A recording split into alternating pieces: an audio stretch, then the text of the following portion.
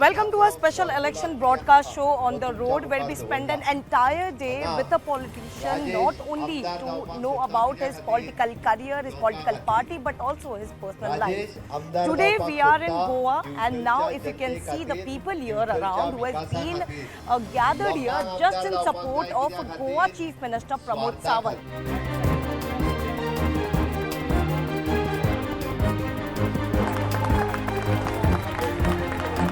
Talking about Dr. Sawant, he started his electoral career when he contested the 2008 by-election and lost to Congress. He contested the 2012 assembly election from the Sankulim constituency and won by more than 14,000 votes. Later in 2017, he was re-elected from the same constituency and won with more than 10,000 votes. This is the third term, and Dr. Sawant is confident to bring back BJP to power in the upcoming 2022 assembly election. On Thursday, Dr. Pramod Sawant filed his nomination papers in Deputy Collector office in Bichole. He was flanked by his supporters, senior leaders as well as Goa BJP in charge Devendra Fadnavis. साकड़ी constituency से फिर एक बार मैंने nomination file कर दिया है। कार्यकर्ता में बड़ा उत्साह है और उत्साह के साथ, जोश के साथ फिर एक बार हम साकड़ी से बड़ी मार्जिन के साथ हम साकड़ी से भारतीय जनता पार्टी मैं खुद चुन के आऊँगा। आत्मविश्वास मुझे और मेरे पूरे कार्यकर्ता को है। इतना ही नहीं, लेकिन पूरे गोवा में भी इस बार हम मेजॉरिटी के साथ 2022 में 22 प्लस सीट फिर एक बार हम आ रहे हैं।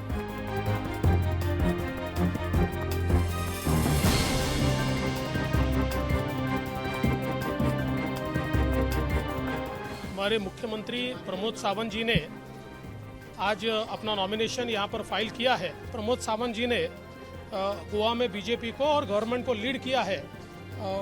उसके कारण मेरा विश्वास है कि फिर एक बार एक अच्छी मेजॉरिटी हमको मिलेगी। डॉक्टर प्रमोद सावंत एक साफ सुथरा चेहरा है। मेरा विश्वास है कि एक बड़ी जीत उनको तो हासिल होगी ही, 22 प्लस तो पक्का आएगा, उसके आगे हम जाएंगे। So I'm joined with Chief Minister of Goa, who is a doctor by profession, and we know that he has elected twice in the region with no former political experience under his belt, despite never having held in a cabinet, state cabinet, but also he was elected as a Speaker General of an assembly by the former Chief Minister and the later Chief Minister Manohar Parrikar. Sir, thank you so much for giving your time and speaking to Republic. Sir, importantly, अब जहाँ election का समय आ चुका है और कहीं ना कहीं लोगों तक आप पहुंच रहे हो जितना कुछ, क्योंकि एक तरफ मॉडल कोड ऑफ कंडक्ट है और कोविड के प्रोटोकॉल सबसे ज्यादा तो आपको संभालने पड़ रहे हैं, फिर भी इस समय आज ही अपने नॉमिनेशन फाइल किया है। क्या सपोर्ट लोगों की तरफ लग रहा है और कितनी उम्मीद और एक जोश भरा तो हमने जरूर देखा है लोगों के बीच में, किस तरीके से आप जब एंट्री कर रहे थे तो लोग काफी खुश थे आपको देखते हुए। आप कितने कॉन्फिडेंट है ये इलेक्शंस को लेकर? साकली कॉन्स्टिट्यूंसी में मैं थर्ड टाइम इलेक्शन जीतने के लिए फाइल कर रहा हूँ। डेफिनेटली मैं 100% कॉन्फिडेंट हूँ। मेरे लोग, मैं कंटिन्यूसली लोगों से टच में रहता हूँ, लोगों के बीच में रहता हूँ। मैं चीफ मिनिस्टर होने के बाद भी मैं कैपिटल में न रहते हुए मेरे घर पे रहता हूँ। हर रोज़ शाम को घर पे आता हूँ, हर सुबह लोगों को मिलता हूँ। तो फिर डेफिनेटली लोगों को इस बार लग रहा है कि हम फिर एक बार यानी सीएम कैंडिडेट चुन के दे रहे हैं। तो डेफिनेटली मेरे कॉन्स्टिट्यूंसी में ज़्यादा उत्साह है और बड़ी मार्जिन से मेरे कॉन्स्टिट्यूंसी में जीतेगा, कि मैं कॉन्फिडेंट के साथ कह सकता हूँ। सर, आपके प्रोजेक्ट्स को लेकर बात करें, क्योंकि हमेशा से आप मनोहर पर्रिकर सर के हमेशा से करीबी रहे, एक विश्वास हमेशा उनका आपके ऊपर रहा है, क्योंकि एक चैलेंजिंग सिचुएशन आपके लिए भी रहा है, क्योंकि मनोहर पर्रिकर सर को जो प्यार इन पिछले 30 सालों से गोवा लोगों ने दिया है, गोवनकर लोगों से मिला है, उसके बाद उनके इस दुखद निधन के बाद जहां पर आपको चीफ मिनिस्टर का, तो एक क्या चैलेंजिंग सिचुएशन आपके लिए थी? लोगों की जो उम्मीद एक तरफ मनोहर पर्रिकर सर के लिए थी, वो आज आप किस तरीके से खरे उतरे उस पर? मनोहर पर्रिकर सबसे बड़े नेता थे पार्टी के यहाँ पे, और उनके जाने के बाद चीफ मिनिस्टरशिप संभालना, the people is always try to compare with Manohar Parrikar ji, उनके साथ में कंपेयर। यही मुझे जानना था, like of course there would be people who have actually compared you right after, like you know, the sad dismiss of Manohar Parrikar, and you were elected as a chief minister again.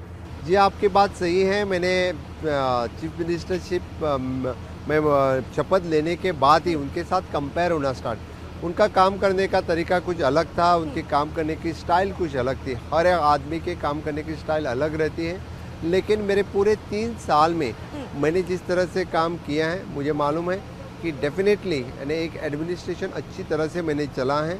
इस Covid कार्यकाल में जो financial crisis Goa में थे, उस crisis में भी बहुत अच्छी तरह से यानी कौन सा भी प्रोजेक्ट न रुकता हुआ हमने प्रोजेक्ट कंप्लीट किए, चाहे वो केंद्र सरकार के सपोर्ट से हो, चाहे फाइनेंशियल रिफॉर्म्स की वजह से हो, लेकिन 3 साल में बहुत अच्छी तरह से हम स्टेट मैनेज कर सके, हर एक प्रोजेक्ट हम कंप्लीट कर सके। Even though the sustainable development goal which जो 7 नंबर पे जो स्टेट थी, वो हम 3 नंबर पे लाने की 3 नंबर पे हम ला सके। इसी तरह से यानी केंद्र की सरकार जो डबल इंजन की सरकार अलविद हम कहते हैं, उनके सपोर्ट से चाहे वो ब्रिजेस हो, रोड्स हो, हेल्थ इंफ्रास्ट्रक्चर हो, टूरिज्म इंफ्रास्ट्रक्चर हो, वो हम कंप्लीट कर सके। सर कुछ प्रोजेक्ट्स के बारे में बात करें, क्योंकि शायद एक ऐसा भी वे आपने बनाया जहाँ एक तरफ 21 किलोमीटर का वे था, आपने 4 मिनट में वो वे बनाया। उसके अगर आप डिस्क्रिप्शन दे पाओ, उसके बारे में कुछ बता पाओ। हाँ, डेफिनेटली आप जो बात कर रहे हैं कि कानकोना तालुका में हमारे जो मनोहर बर्रीकर बाईपास, जिस रोड को हमने नाम दिया है, इससे पहले जो कानकोना जब स्टार्ट होता था, वहाँ से कारवार जाने के लिए जो रोड जाता था, इट इज़ ऑलमोस्ट 21 किलोमीटर का रोड था। 1 घंटा से 1.5 घंटा तक वो रोड पार करके कारवार जाना पड़ता था। लेकिन डेफिनेटली हमने जो 3 रिवर पे सिंगल एक ब्रिज में जो बनाया, अभी 4 मिनट में वो रोड हम क्रॉस कर सकते हैं। डेफिनेटली विद इन 7 किलोमीटर्स पूरा रोड और ब्रिजेस बना के 7 किलोमीटर्स का रोड है, और 4 मिनट में वो रोड हम पार कर देते हैं। This type of the national highway infrastructure with the help of government of India, with the help of the CPWD, वो हम बना सके। सर एक वीडियो की चर्चा आपकी बहुत हुई थी और कई लोगों ने सराहना किया है, और वो वीडियो था जब कोविड का सिचुएशन था, काफ़ी लोग हॉस्पिटल में भर्ती थे। आप खुद ऐसे जो शायद ही कह सकते हैं कि अब तक ऐसे चीफ मिनिस्टर है जो खुद PPE किट पहन के लगभग 1 घंटे से ज़्यादा तक उस कोविड वार्ड में हर एक पेशेंट्स को, भले नहीं जान रहे थे कि क्या सिचुएशन है, कितनी क्रिटिकल है, लेकिन आप खुद वहां पर पहुंचे थे, उनको एक हिम्मत, आपने एक जीने की नई हिम्मत दी थी। जी हाँ, जब कोविड का पीक था या कोविड के सेकेंड वेव में यानी ऑक्सीजन सब कुछ के बारे में बात चल रही थी, तो मैंने सोचा एक्चुअली कोविड के वार्ड में क्या चल रहा है, एक्चुअली वहाँ की स्थिति क्या है, यानी डॉक्टर्स, नर्सिस और पेशेंट्स और इसका इंफ्रास्ट्रक्चर वहाँ क्या क्या चाहिए, वो खुद देखने के लिए मैंने सोचा बीइंग अ डॉक्टर तो एक बार जाके वहाँ देखे कि एक्चुअल सिचुएशन क्या रहती है। तो PPE किट पहन के मैं खुद गोवा मेडिकल कॉलेज के कोविड वार्ड में गया, वहाँ पे जाके लोगों को मिला, वहाँ पे लोगों में क्या प्रॉब्लम्स है, नर्सिस को मिला, डॉक्टर्स को मिला, चाहे वो यानी वार्ड बॉय हो, सबसे बात किया और वहाँ की समस्या मैंने समझ ली। सर क्या डर नहीं लगा उस समय, क्योंकि कहीं ना कहीं कोविड की सिचुएशन और आप मुख्यमंत्री थे उस राज्य के?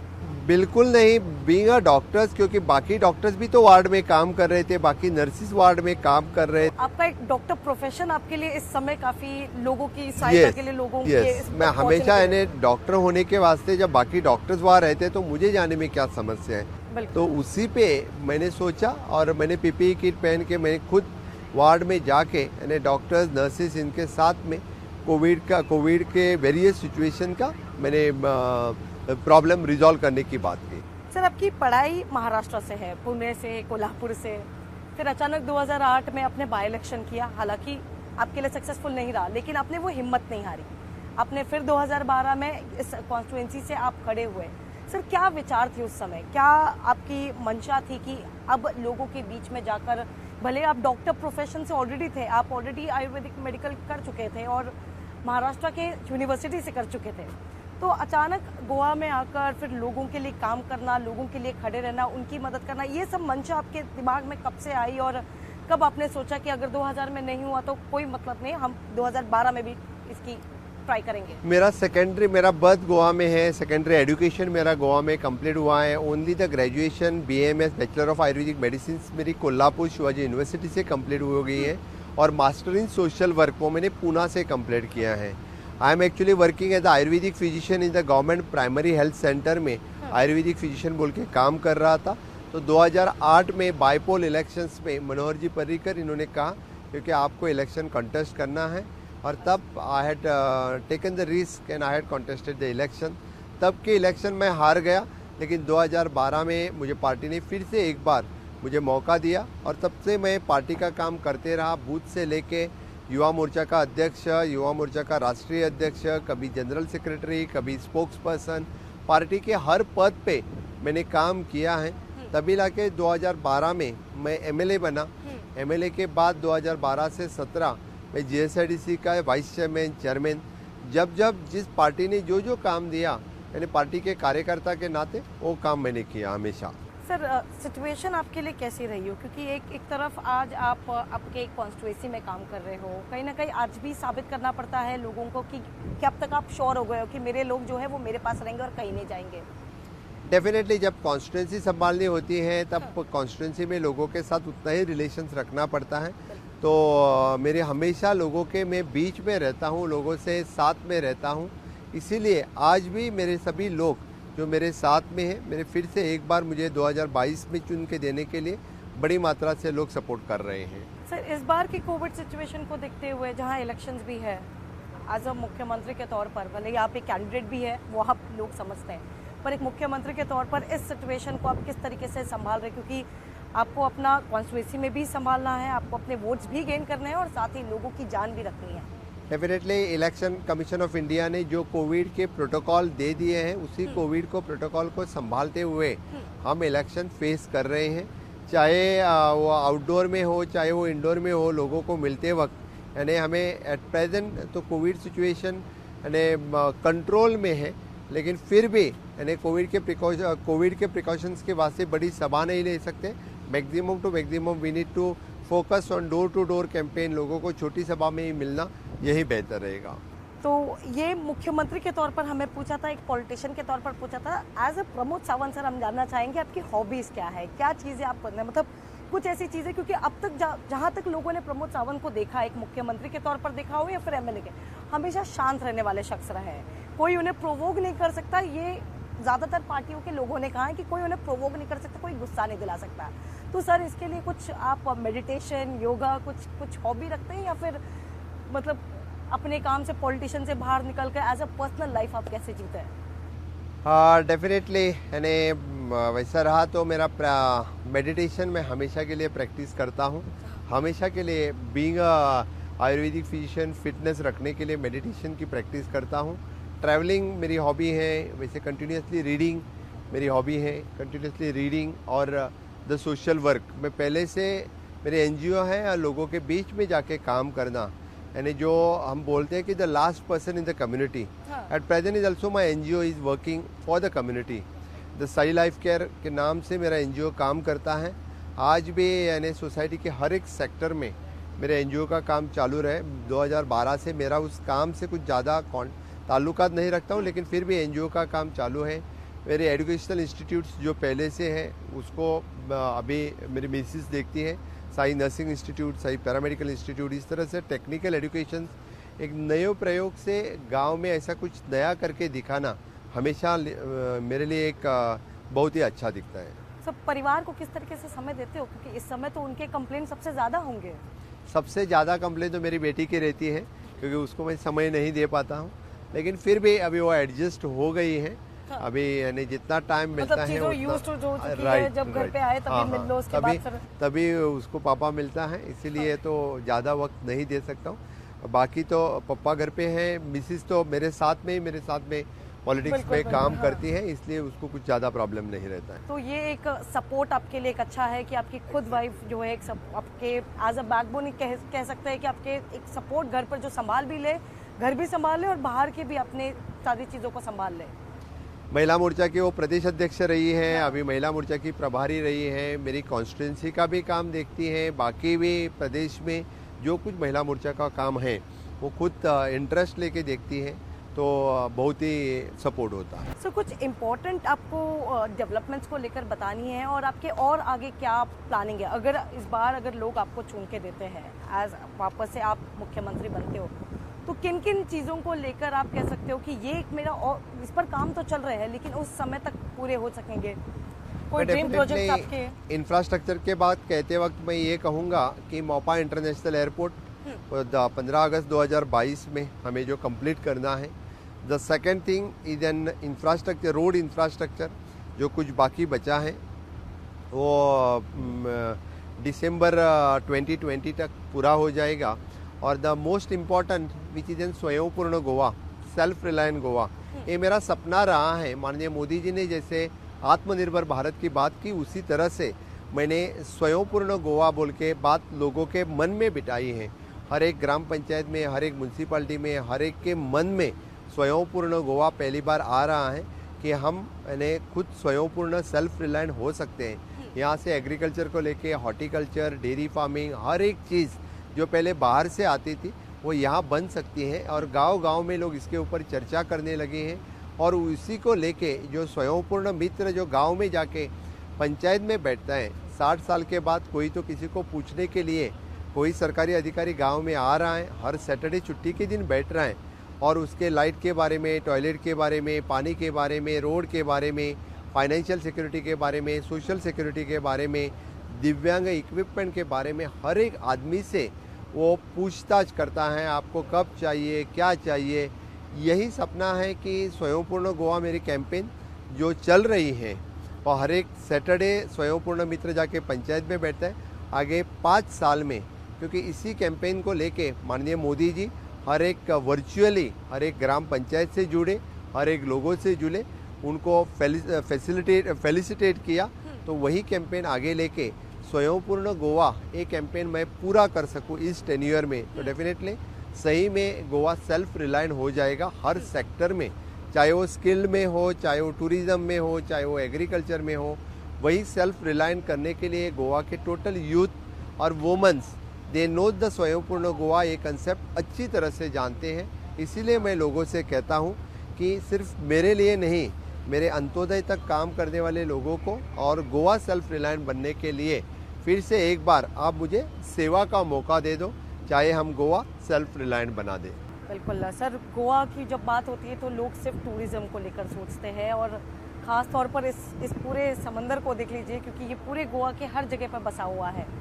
इसको लेकर किस तरीके की आगे प्लानिंग रहेगी, क्योंकि अब लोग ये सोचेंगे कि सिर्फ स्कूबा डाइविंग नहीं या फिर फेरी बोट नहीं, लेकिन इसके अलावा और किस इंफ्रास्ट्रक्चर या डेवलपमेंट को लेकर आप आगे की यूथ के लिए स्पेसिफिकली आप प्लानिंग करते हुए दिखाई दे रहे हैं? आपकी बात सही है, भी गोवा की पोटेंशियल टूरिज्म है और टूरिज्म इंफ्रास्ट्रक्चर जब 2012 में यानी अप्रॉक्सीमेटली 24 लाख टूरिस्ट गोवा में आते थे, लेकिन आज 2022 में 84 lakh of the national and international tourist Goa में आते हैं। इनके लिए एक अच्छा इंफ्रास्ट्रक्चर हम क्रिएट अभी कर सके, इसलिए नाउ द इंटरलैंड टूरिज्म डेवलप करने के लिए, हेल्थ टूरिज्म डेवलप करने के लिए, स्पिरिचुअल टूरिज्म डेवलप करने के लिए हमने नई टूरिज्म पॉलिसी लाई है। तो डेफिनेटली मुझे लगता है आगे आने वाले 5 साल में ये भी 86 लाख से लेके और ज़्यादा टूरिस्ट नेशनली और इंटरनेशनल टूरिस्ट गोवा में आ जाएंगे। यानी पूरे देश की गोवा एक टूरिस्टिक राजधानी हो जाएगी, जिसमें हर एक जो गोवा में जो भारत में आता है उसको गोवा में आना जैसे लगे, इसी तरह से एक वर्ल्ड क्लास इंफ्रास्ट्रक्चर हम दे रहे हैं। और मुझे मालूम है कि हर एक टूरिज्म के लिए गोवा जाना जाएगा। सर, टूरिस्ट से जुड़े अब आपसे बात करना चाहेंगे। इस इलेक्शन के समय भी काफ़ी टूरिस्ट यहाँ पर आ चुके हैं, आपके पहले भी इस पर जो है टिप्पणियां हमने सुनी है टूरिस्ट को लेकर ही, तो उन टूरिस्ट को लेकर आप क्या कहेंगे? या डेफिनेटली आपकी बात सही है, आप बात कर रहे हैं पॉलिटिकल टूरिज्म की, इसलिए हम हर टूरिज्म का हम स्वागत करते हैं।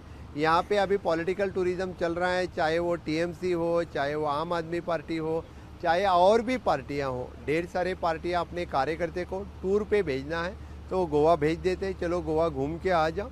मुझे लगता है ये 14 फरवरी तक चलेगा, बाद में पॉलिटिकल टूरिज्म बंद हो जाएगा, उनका दुकान यहाँ से पूरी दुकान बंद होने वाली। सर, सबके अगर एक दूसरे के ऊपर टिप्पणी देखें, शिवसेना कहती है कि पता नहीं कांग्रेस इतना कॉन्फिडेंट कहाँ से लेकर आ रही है जो इस बार 40 सीटों पर वो लड़ने वाली है और साथ ही इतने कॉन्फिडेंट के साथ वो जीत कर भी आएगी, यानी उन्होंने सरकार बना दी है।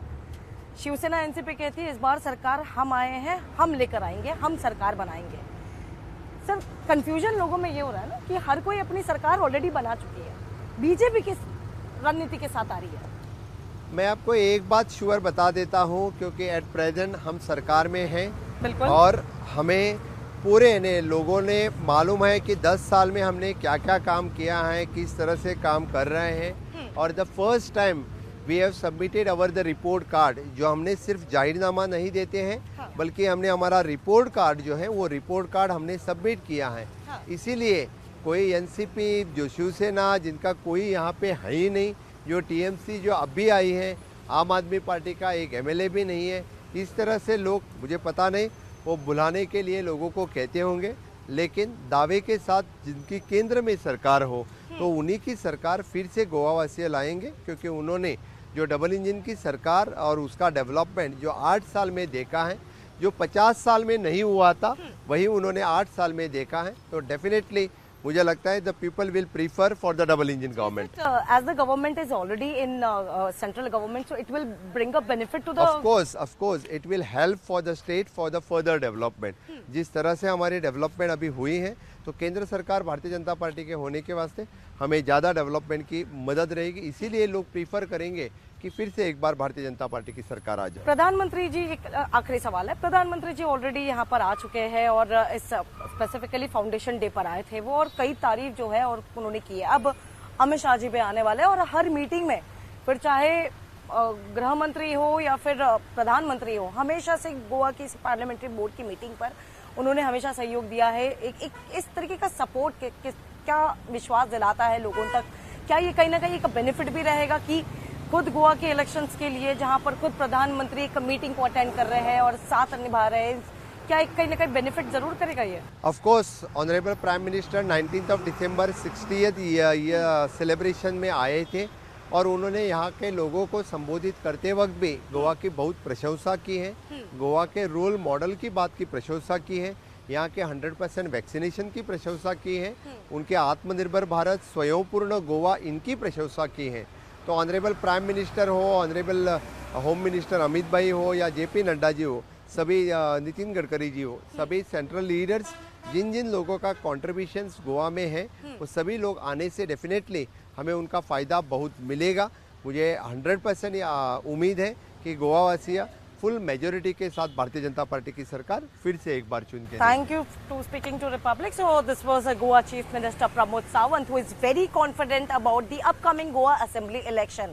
Now talking about his development, because for this journey for him, somehow we see that it's not that easy, because being it with but he's the youngest of the Chief Minister who went between the people. Whether the fact it's a COVID situation, he has took that advantage of him being a doctor and professional.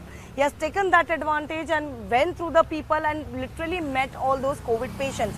So as we know that the BJP is very much confident about it, that they are going to get a full majority, 22 plus seats in the upcoming Goa election. Now the poll is on 14th of February, where the BJP or the other parties are working on a full-fledged, whether the fact they know that they are going to do a door-to-door campaigning. Sir, what you give a fact over doing a door-to-door campaigning? Because at this point of time, we know that the situation here, but you went to the people. What kind of love and blessing you got from the people in your constituency?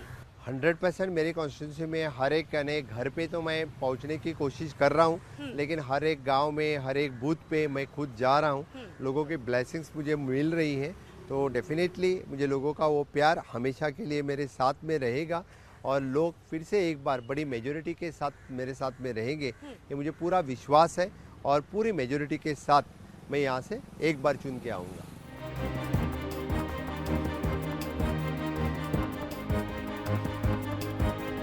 मैं गोवा के लोगों को बस इतना ही कहूँगा, क्योंकि 3 साल से मैं मुख्यमंत्री बन के आपकी सेवा कर रहा हूँ, चाहे वो कोविड कार्यकाल हो, चाहे वो ताउते साइक्लोन हो, चाहे वो फ्लड हो, सभी में हर वक्त मैं आपके साथ में रहा हूँ। मैंने मैसेज भी आप लोगों को दिया है कि हमेशा के लिए आपकी सेवा करने के लिए आपके साथ में रहूँगा।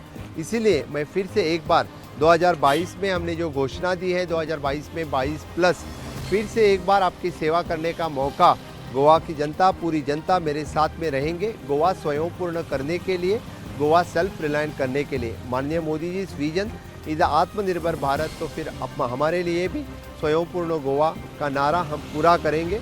इसीलिए आप सभी लोग मेरे साथ में रहेंगे।